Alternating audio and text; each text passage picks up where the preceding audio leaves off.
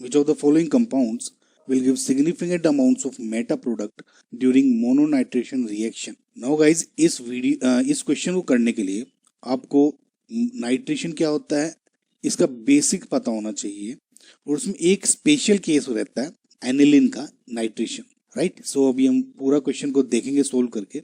So basically guys, nitration है क्या?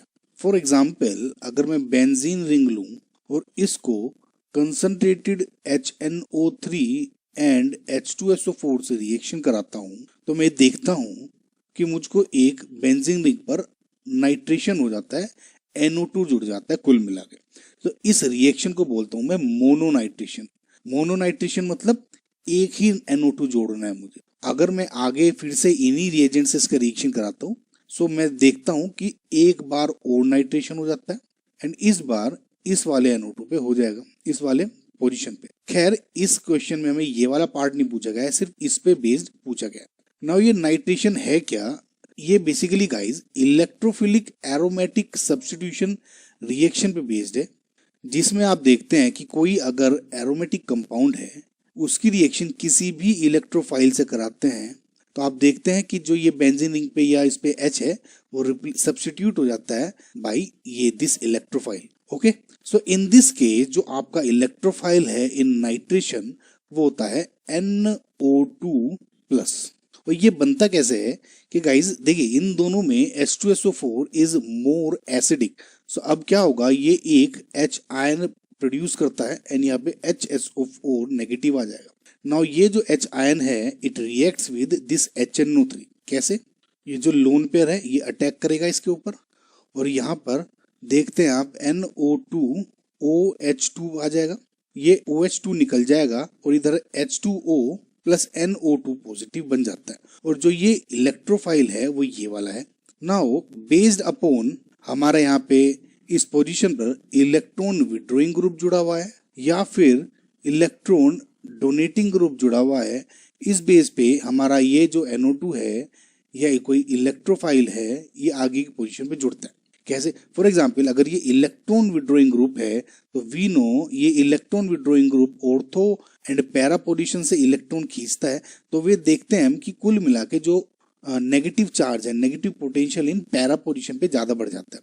आप इसको ऐसे समझ सकते हैं कि अगर किसी बेंजीन रिंग पर जो पोटेंशियल है हर कार्बन पर 100 है, राइट, तो जैसे ही आपने इसमें कोई इलेक्ट्रॉन विड्रॉइंग ग्रुप जोड़ दिया, ये इलेक्ट्रॉन को खींचेगा, तो इसका जो इफेक्ट होगा इन पोजीशंस पे रहेगा, इसे इधर इधर। सो अभी इलेक्ट्रॉन पोटेंशियल को खींचेगा तो यहाँ पे इन पोजीशन पे 100 के बजाय फॉर एग्जांपल 70 पोटेंशियल रह गया, इस पे 70 रह गया और इस पे भी 70 रह गया। सो सारे जो कार्बन्स हैं इनके कंपैरिजन में जो ये दो पोजीशंस हैं ये ज्यादा पोटेंशियल इलेक्ट्रॉन क्लाउड का वो इन पोजीशन पे ज्यादा है। सो अब जो NO2 पॉजिटिव है इलेक्ट्रॉन विड्रॉइंग ग्रुप की प्रेजेंस की वजह से या तो इन पोजीशन पे जो मेटा पोजीशन है इन पे जुड़ सकता है, फॉर एग्जाम्पल ये। और यही उल्टा हो जाता है इलेक्ट्रॉन डोनेटिंग ग्रुप के केस में। फॉर एग्जाम्पल अगेन मैं अगर देखूं कि इन सभी पोजीशंस पे 100 अगर मेरा इनिशियली पोटेंशियल था और यहाँ पे मैं इलेक्ट्रॉन डोनेटिंग ग्रुप डाल दूं, तो या जो कि रिंग को एक्टिवेट करता है, अब मैं देखता हूँ कि अगेन वही ऑर्थो एंड पैरा पोजीशन पे ये इफेक्ट डालेगा। तो इस बार मैं देखता हूँ फॉर एग्जाम्पल इन्होंने पोटेंशियल को बढ़ा दिया तो 100 के बजाय फॉर एग्जाम्पल 120 हो गए। समझ में आपको? और ये ओवरऑल जो पोटेंशियल इंक्रीज किस पे हुआ? ऑर्थो एंड पैरा पोजीशन पे। सो इसका मतलब जब EDG जुड़ा हुआ है तो NO2 इस बार ऑर्थो एंड पैरा पोजीशन को प्रिफर करता है। समझ में आपको गाइस? सो इस हिसाब से अगर मैं ये देखूं OH को, राइट, अगर मैं OH को देखता हूं, OH पे अब मैं एक NO2 पॉजिटिव डालना है कि OH पे एक लोन पेयर है जो कि अंदर पुश हो सकता है, इसका मतलब ये +M शो कर सकता है। साथ ही साथ जो ऑक्सीजन है इसका इलेक्ट्रॉन जो हाई इलेक्ट्रॉन नेगेटिविटी की वजह से ये -I भी शो कर सकता है, लेकिन we know in this case जो +M का इफेक्ट है is more than its -I effect, तो ओवरऑल जो ये है इलेक्ट्रॉन डोनेटिंग ग्रुप की तरह बिहेव करता है। सो इसका मतलब जब ये OH आपका जो प्रोडक्ट बनाएगा या तो ऑर्थो वाला बनाएगा, समझ में आपको, या फिर ये मोनोनाइट्रेशन की बात कर रहे हैं गाइस हम, या फिर ये पैरा पोजीशन पे NO2 जोड़ देता है। सो इसका मतलब क्योंकि इसमें मेटा प्रोडक्ट की बात कही है तो इसका मतलब इसमें कोई प्रोडक्ट नहीं बन रहा है। आप इसमें ध्यान रखिए, इसमें कोई मेटा प्रोडक्ट नहीं बन रहा है। सिमिलरली जब आप इसको देखते हैं, अब देखिए ये क्या लिखा है, OCOOCH3। नाउ गाइज इस पे अगेन एक लोन पेयर है, वही जैसे इधर था। सो ये प्लस एम इफेक्ट शो कर रहा है, थोड़ी लेसर टेंडेंसी से शो कर रहा है, मतलब in comparison to OH, because यहाँ पे जो लोन पेयर है वो इधर कॉन्जुगेशन में भी है। सो इसका जो इफेक्ट है ओवरऑल वो कम हो गया, लेकिन अभी भी प्लस एम शो कर रहा है। और जो ऑक्सीजन की वजह से माइनस आई अगेन फिर से शो कर रहा है। लेकिन इन दिस केस ऑल्सो अगर plus M and minus I show कर रहे हैं तो प्लस एम का इफेक्ट ज्यादा होगा माइनस आई के से। सो अगेन वही प्रोडक्ट बनेगा, ऑर्थो पे पोजीशन पे NO2 जोड़ देगा एंड पैरा पोजीशन पे NO2 जोड़ देगा। समझ में आपको गाइस अब तक? नाउ अब आया स्पेशल केस NH2 का। देखिए गाइस, NH2 जब आप रिएक्शन कराते हैं, अगर मैं बिल्कुल सेम केस पे जाऊं OH से, जैसे OH करता है ऐसे OH की वजह मैंने NH2 डाल दिया, तो अब क्या होगा? देखिए जब भी आप इसकी कंसंट्रेटेड H2SO4 एंड HNO3 के साथ रिएक्शन कराते हैं तो इसमें 2 प्रोडक्ट के बजाय 3 प्रोडक्ट बनते हैं। कैसे? देखिए पहला तो बनता है आपका NH2, यहाँ पे ये वाला पोजीशन पैरा, NO2 जुड़ गया। दूसरा तो ऑब्वियसली एक बनेगा, कौन सा? NH2 एंड ये ऑर्थो वाला। अब तक तो हम यही पढ़ता है, लेकिन guys experimentally it is found that कि ये जो प्रोडक्ट है para product, it is only 51%। ठीक है, और जो ये वाला प्रोडक्ट है ऑर्थो वाला, ये सिर्फ 2% बनता है। अब ये 51% एंड ये 2%, बाकी का जो 47% है वो कहाँ गया? अगर ये मोनोनाइट्रेशन की बात कर रहा हूँ। नाउ गाइज यहीं पे एक स्पेशल केस यही है कि यहाँ पर एक पैरा वाला प्रोडक्ट, ऑर्थो वाला प्रोडक्ट और तीसरा एक प्रोडक्ट और बनता है जो कि है मेटा प्रोडक्ट, यानी इस केस में मेटा प्रोडक्ट भी बनता है। और इनफैक्ट ये बहुत ही ज्यादा 47% इसकी क्वांटिटी रहती है, यानी आप देखेंगे ये ऑर्थो वाले से भी ज्यादा क्वांटिटी में बना है। ये एक स्पेशल केस है गाइस, ठीक है? समझ में आपको? तो इसका मतलब जो अमीन है, फिलहाल मेरा करेक्ट आंसर है C। अब इस बात को मान के देखिए ना, ये जो NO2 है वो बना क्यों इस केस में, वो इसका देखिए रीजन एक ये होता है गाइस, मैंने इसकी रिएक्शन कराई HNO3 एंड H2SO4 के साथ। अब तक मैंने कहा था कि जब HNO3 एंड H2SO4 बनते हैं आपस में तो ये NO2 पॉजिटिव इलेक्ट्रोफाइल प्रोड्यूस करते हैं, right guys? So obviously NO2 के साथ रिएक्शन कराई, ऑर्थो एंड पैरा पोजीशन वाला मेरा प्रोडक्ट बन चुका था इसमें। नाउ मेटा प्रोडक्ट कैसे बना इसमें? मेटा प्रोडक्ट गाइस बनता है सिर्फ इसी केस में होगा ये, आप इस बात को हमेशा याद रखें।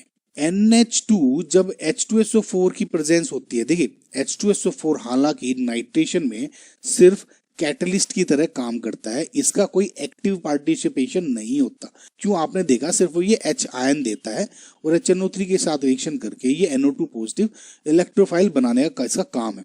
लेकिन जब हम एनालिन के साथ रिएक्शन कराते हैं तो मैं ये देखता हूं कि जो H2SO4 है, राइट, ये इसका H2SO4 में देखिए 2 यूनिट है, H ion plus HSO4 negative, या 2H ion plus SO4 2 negative भी लिख सकते हैं, लेकिन फिलहाल मुझे एक ही आयन की जरूरत है। अब ये जो यूनिट है इस केस में ये NH2 भी इसके साथ रिएक्शन कर लेता है, इस वाले NO2 के अलावा। जैसे ये रिएक्शन करेगा और मैं ये देखता हूं कि इस बार ये NH3 पॉजिटिव आयन बना देता है। नाउ अब देखिए, आप इस वाले को और इसको अगर कंपेयर करेंगे तो क्या मिलता है? नाइट्रोजन के पास लोन पेयर है, इसकी वजह से प्लस एम इफेक्ट शो कर रहा है। नाइट्रोजन एक अच्छा इलेक्ट्रोनेगेटिव एलिमेंट है, ये माइनस आई शो कर रहा है, लेकिन in this case we know plus M हमेशा माइनस आई के ग्रेटर होगा। देखिए गाइस, अच्छा आपको एक बार बता दूं, हमेशा जो एम इफेक्ट होता है, चाहे प्लस एम या माइनस एम, वो हमेशा ज्यादा ही होता है प्लस आई या माइनस आई इफेक्ट से, जब भी अगर आप दोनों शो कर रहा होगा, एक्सेप्ट हेलोजन के केस में। जब आप हेलोजन का केस देखते हैं या हेलाइड्स, तो उस केस में, इस पे मैंने एक वीडियो बनाई है वो देखिएगा, उस केस में क्या है कि जो जैसे ये वाला है, ये रिंग है बेंजीन की और Cl, तो इस केस में क्या है, लोन पेयर्स हैं, लोन पेयर की वजह से प्लस एम इफेक्ट शो कर रहा है। Cl एक इलेक्ट्रोनेगेटिव एलिमेंट है तो माइनस आई है। मैंने आपको बताया कि प्लस एम हमेशा माइनस आई से ज्यादा ही होगा, या एम इफेक्ट आई इफेक्ट से ज्यादा ही होता है हमेशा, लेकिन इस केस में उल्टा हो जाता है। क्यों? इस केस में हो जाता है जो माइनस आई इफेक्ट है is greater than plus M effect, तो ये ओवरऑल डीएक्टिवेटिंग कंपाउंड होता है, डीएक्टिवेटिंग ग्रुप होता है। समझना आपको? तो फिलहाल बैक टू आवर मेन जो क्वेश्चन, अब इसमें देखा प्लस एम है तो ओवरऑल ये एक्टिवेटिंग ग्रुप है, इलेक्ट्रॉन डोनेटिंग ग्रुप है, EDG। लेकिन इस केस में क्या है, प्लस चार्ज के आने की वजह से ये ओवरऑल इलेक्ट्रॉन विड्रॉइंग ग्रुप की तरह बिहेव करता है, इलेक्ट्रॉन को खींचेगा। नाउ इलेक्ट्रॉन खींचेगा तो कहां से, ऑर्थो एंड पैरा पोजीशन से। ऑर्थो एंड पैरा पोजीशन से इलेक्ट्रॉन खींचता है, वही कि नेट जो डेंसिटी है, जैसे मैंने आपको 100 बताया था, ये जो मेटा पोजीशन है यहाँ पे ओवरऑल ज्यादा हो जाती है। तो जब अब आपका NO2 जुड़ता है इस केस में, तो ये क्या बनेगा, इस केस में डेंसिटी इधर ज्यादा है तो ये इलेक्ट्रोफाइल को अट्रैक्ट करता है, और इधर आपका जो NH3 पॉजिटिव था ये इधर NO2 जोड़ देता है। समझ में आपका। और अगले स्टेप में ये H आयन है ये आपका निकल जाएगा, यानी NH2 NO2 बन जाता है। तो इस वजह से ये मेटा प्रोडक्ट भी बनता है। समझ में आपको। अब तो गाइस नाउ व्हाट इफ, अब ये डी ऑप्शन को समझने के लिए इसमें एक अलग का कंसेप्ट और है इसी की उसमें। व्हाट इफ मुझे सिर्फ जो एनिलिन का है सिर्फ पैरा प्रोडक्ट ही चाहिए। मैंने अब कहा कि जब मैं इसकी एनिलिन की जब रिएक्शन कराता हूं या मोनोनाइट्रेशन कराता हूं तो ortho Meta and para product आपका तीनों निकलता है, ये मैंने अब तक डिस्कशन किया। लेकिन व्हाट इफ मुझे सिर्फ पैरा पोजीशन ही चाहिए, उस केस में क्या होगा, राइट गाइस। इस केस में गाइस एक कंसेप्ट है, हम इस NH2 को प्रोटेक्ट कर लेते हैं कुछ देर के लिए, समझ रहे, यानी छिपा लेते हैं, इस पे एक टोपा डाल देते हैं कुल मिला के हम।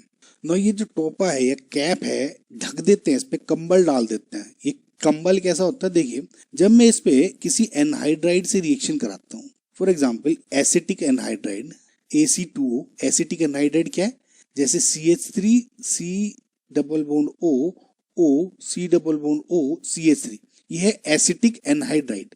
ये बनता कैसा है, एसिटिक एसिड को, दो एसिटिक एसिड है, राइट, ये दो एसिटिक एसिड थे, इसका डिहाइड्रेशन कर दें, फॉर एग्जांपल कंसंट्रेटेड H2SO4 के साथ डाल दूं, ये कंसंट्रेटेड H3PO4 में डाल दूं, तो ये क्या होगा, ये जो H2O निकल जाएगा और ये प्रोडक्ट बन जाएगा। समझ में आपको। सो जब आप इस एसिटिक एनहाइड्राइड के साथ इसकी रिएक्शन कर देते हैं, ये जो लोन पेयर है ये अटैक करता है न्यूक्लियोफिलिक इधर, और ये रिंग टूट जाती है, ये बॉन्ड टूट जाता है। तो अब इधर क्या होगा, NH2 जो इधर बॉन्ड क्या होगा, C double bond O CH3, इधर चार बॉन्ड एक पॉजिटिव चार्ज हो जाएगा। सो कुल मिला के ये H आयन रिलीज कर देगा। अब बाकी का वाला आपका ये OH एसिटिक एसिड बना देगा।